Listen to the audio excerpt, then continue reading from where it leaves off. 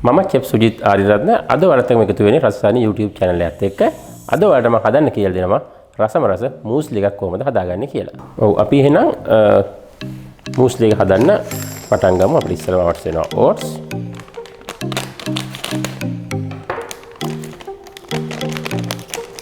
oats gram 200ක් පමණ. ඔව් ඒ වගේ ඊළඟට මම කපා ගන්නවා apple. ඇත්තටම අපිට මේ පළතුරු දාන්න පුළුවන් නැත්නම් අපිට තිගෙන මේකට දාන්න පුළුවන් සුසු වෙන පළතුරු වර්ග දාන්න පුළුවන් අඹ අන්නාසි ඒ වගේ මොනවද දාන්න පුළුවන්.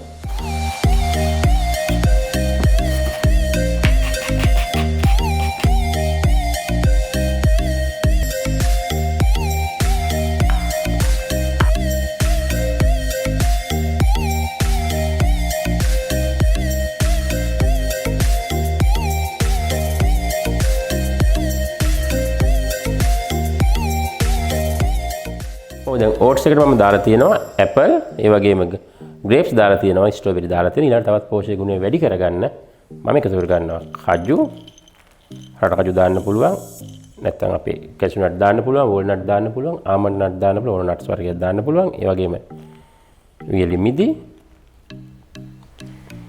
සීනි අවශ්‍යම නැහැ සීනි එක චුට්ටක් දානවා දාලා ඉවරලා මේක මම හොඳට මෙන්න මේ විදිහට කලවම් කරගන්නවා.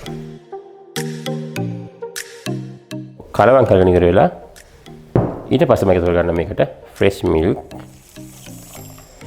milk දානකොට චුට්ටක් ප්‍රමාණය වැඩියෙන් දාන්න ඕනේ. ඒ කියන්නේ අපේ oats වලට උඩින් දාන්න ඕනේ. හේතුව තමයි oats එක මේක හොඳට පෙඟෙනකොට milk එක උඩට එනවා. සාමාන්‍යයෙන් පැය භාගයකට වැඩියක් තියෙන තරමට තමයි හොඳ. එතකොට තමයි මේක හොඳට soft වෙලා හොඳ රසට ඒ වගේම හොඳ ගුණයට එන්නේ. මෙන්න මේ විදිහට තමයි අපි මූස්ලි එක හදාගන්නේ. ඔව් මේ තියෙන්නේ අපි හදපු oats වලින් හදපු මූස්ලි එක.